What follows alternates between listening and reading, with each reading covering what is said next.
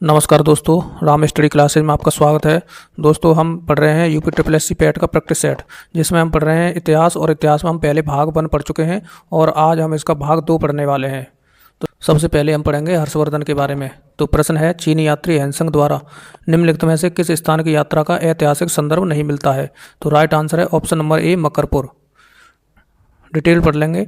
हैंसंग एक प्रसिद्ध चीनी बौद्ध भिक्षु था। वह हर्षवर्धन के शासनकाल में भारत आया था। वह भारत में 16 वर्षों तक रहा था और उसकी एक पुस्तक थी जिसका नाम आपको ध्यान रखना है, सीयू की। और इसमें इसने अपनी यात्रा तथा तत्कालीन भारत का विवरण दिया है।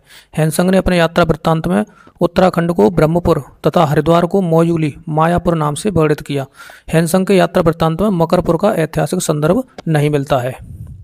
आगे देखेंगे, राजा हर्षवर्धन जिन्होंने लगभग 606 से 647 ईस्वी तक शासन किया था, तो उसकी राजधानी निम्नलिखित में से किस स्थान पर थी?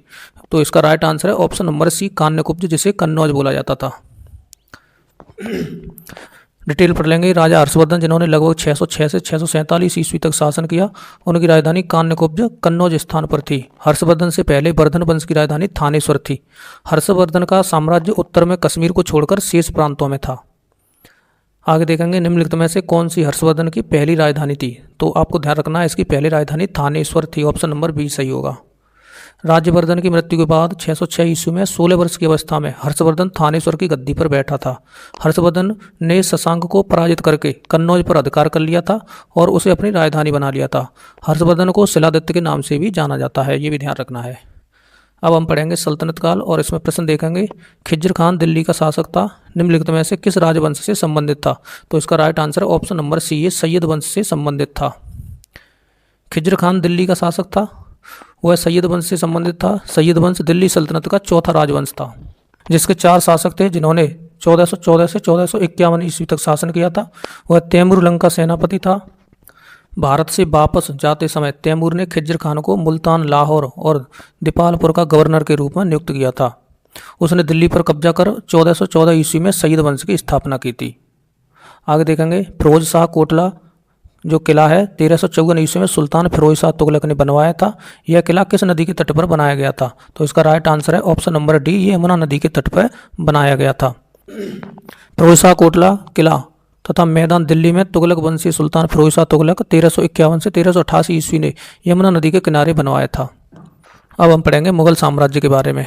प्रश्न है, बाबर के आक्रमण के समय विजयनगर साम्राज्य का शासक कौन था? तो राइट आंसर है ऑप्शन नंबर बी, कृष्णदेव राय था। बाबर के आक्रमण के समय विजयनगर साम्राज्य का शासक कृष्णदेव राय था। कृष्णदेव राय विजयनगर साम्राज्य का सबसे प्रसिद्ध शासक था। इसने 1509 से 1529 ईस्वी तक शासन किया था और उनके शासनकाल में विजयनगर साम्राज्य अपनी समृद्धि के शिखर पर था। आगे प्रश्न देखेंगे, 1722 ईस्वी में की सूबेदारी सवाई राजा जयसिंह को दी गई थी। तो किसकी सूबेदारी सवाई राजा जयसिंह को दी गई थी? तो इसका राइट आंसर है ऑप्शन नंबर डी, ये आगरा की सूबेदारी दी गई थी। वर्ष 1722 में मोहम्मद शाह ने सवाई राजा जयसिंह को आगरा की सूबेदारी नियुक्त किया था। इसे कुछ समय बाद में उन्हें मालवा का भी सूबेदार बना दिया गया था। इन्हें सवाई की पदवी फर्रुख सियर ने दी थी, ये भी ध्यान रखना है। आगे देखेंगे, लखनऊ में स्थित रूमी दरवाजा की ऊंचाई कितनी है? तो इसका राइट आंसर है ऑप्शन नंबर डी, ये 60 मीटर है और ये कई बार प्रश्न पूछा गया है। लखनऊ में स्थित बड़ा इमामबाड़ा और छोटा इमामबाड़ा के बीच निर्मित रूमी दरवाजा को तुर्की गेट भी कहते हैं। इसकी ऊंचाई 60 फीट है। इसे अवध के नवाब आसफउद्दौला ने वर्ष 1784 में बनवाया था। अकबरनामा आपको ध्यान रखना है, खंड अकबर के प्रशासन, घर, सेना, राजस्व, आय और उसके साम्राज्य के भूगोल से संबंधित है, जिसे आयन अकबरी के नाम से जाना जाता है। तो ये कौन सा खंड है? तो आपको ध्यान रखना है, ये तीसरा खंड है। ऑप्शन नंबर डी सही होगा। अकबरनामा का तीसरा खंड अकबर के प्रशासन, घर, सेना, राजस्व और उसके साम्राज्य के भूगोल से संबंधित है, जिसे आयन अकबरी के नाम से जाना जाता है। अबुल फजल ने अकबरनामा ग्रंथ की रचना की। आपको याद रखना है, कई बार पूछा गया है प्रश्न। यह भारत में रहने वाले लोगों की परंपराओं और संस्कृति के बारे में समृद्ध विवरण भी प्रस्तुत करता है। नेक्स्ट प्रश्न है, मुगल सम्राट बाबर ने निम्नलिखित में से किस स्थान पर राणा सांगा और उनके सहयोगियों को हराया था? तो राइट आंसर है ऑप्शन नंबर ए, खानवा स्थान पर हराया और इसे खानवा का युद्ध भी बोला जाता है। मुगल सम्राट ने फतेहपुर सीकरी राजस्थान के निकट खानवा में 1527 ईस्वी में राणा सांगा और उनके सहयोगियों को हराया था।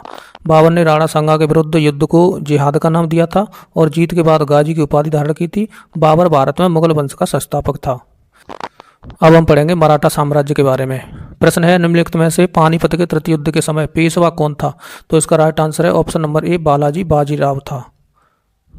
पानीपत का तृतीय युद्ध कब हुआ था? तो आपको याद रखना है 1761 ईस्वी में हुआ था और यह युद्ध 14 जनवरी को 1761 को मराठा साम्राज्य और अहमद शाह अब्दाली की अफगान सेना के बीच हुआ था। इस समय मराठा साम्राज्य के पेशवा बालाजी बाजीराव जिन्हें नाना साहेब पेशवा बोला जाता था ये थे, जबकि युद्ध में नेतृत्व सदाशिवराव भाऊ कर रहे थे। इस युद्ध में मराठा साम्राज्य की हार हुई थी। इस युद्ध में हारने के बाद बालाजी बाजीराव को बहुत बड़ा धक्का लगा और उनकी प्रतिष्ठा को हानि पहुंची तथा युद्ध के कुछ महीने के बाद बालाजी बाजीराव की मृत्यु हो गई थी। आगे पढ़ेंगे शिवाजी की मृत्यु के बाद मराठा राज्य में प्रभावी शक्ति चित्तपावन ब्राह्मणों के एक परिवार के पास थी, जिन्होंने शिवाजी के उत्तराधिकारियों को पेशवा या प्रधानमंत्री के रूप में सेवा दी थी। तो कौन सा शहर मराठा साम्राज्य की राजधानी बन गया था? तो इसका राइट आंसर है ऑप्शन नंबर डी पूना यानी पुणे शहर, ये मराठा साम्राज्य की राजधानी बन गया था। 1713 ईस्वी में छत्रपति साहू ने कोंकण क्षेत्र के चित्तपावन ब्राह्मण बालाजी विश्वनाथ को अपना पेशवा घोषित किया था। इससे मराठा साम्राज्य का पेशवा युग प्रारंभ हुआ। इस काल के दौरान पुणे मराठा साम्राज्य की राजधानी बन गई। शिवाजी की मृत्यु 1680 ईस्वी में हुई और इनकी राजधानी रायगढ़ थी, ये भी ध्यान रखना है। आगे देखेंगे निम्नलिखित मराठा प्रमुखों का उनके क्षेत्रों के संबंध में मिलान करना है आपको। तो मिलान थोड़ा सा देख लेंगे। देखो मराठा प्रमुख है और संबंधित क्षेत्र है। तो सिंधिया इसका संबंधित क्षेत्र उज्जैन था, ये ध्यान रखना है। होलकर का इंदौर था, गायकवाड़ का बड़ौदा था और भोंसले का नागपुर था, ये याद रखने हैं आपको। आगे पढ़ेंगे ब्रिटिश राज्य का अभ्युदय एवं प्रथम स्वतंत्रता संग्राम। 1856 में लॉर्ड डलहौजी के अधीन अवध पर कब्जा करने के फलस्वरूप, तो आपको याद रखना है ऑप्शन नंबर डी सही होगा, ब्रिटिश शासन के विरुद्ध 1857 का विद्रोह हुआ था। 1856 में लॉर्ड डलहौजी के अधीन अवध पर कब्जा करने के पीछे मुख्य तर्क क्या था? तो कुशासन का आरोप था, जिसके तहत लॉर्ड डलहौजी ने अवध के नवाब वाजिद अली शाह को पदच्युत करके 1856 में अवध को ब्रिटिश साम्राज्य में मिला लिया।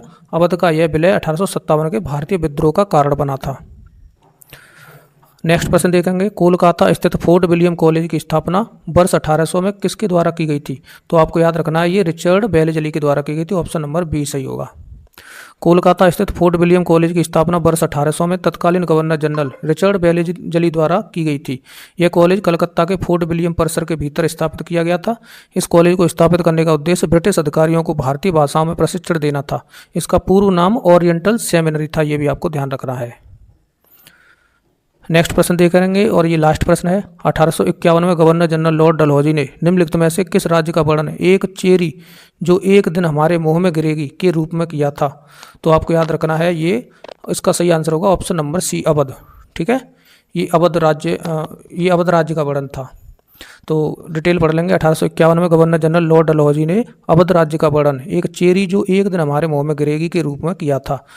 7 फरवरी 1856 को लॉर्ड डलहौजी ने कथित आंतरिक कुशासन के आधार पर वाजिद अली शाह को पदच्युत करने का आदेश दिया था। यह डलहौजी के व्यक्तिगत सिद्धांत के अनुरूप था, जिसके अनुसार कुशासन की स्थिति में अंग्रेजों को राज्य पर कब्जा करने की अनुमति थी। फरवरी 1856 में अवध साम्राज्य पर अंग्रेजों द्वारा औपचारिक रूप से कब्जा कर लिया था।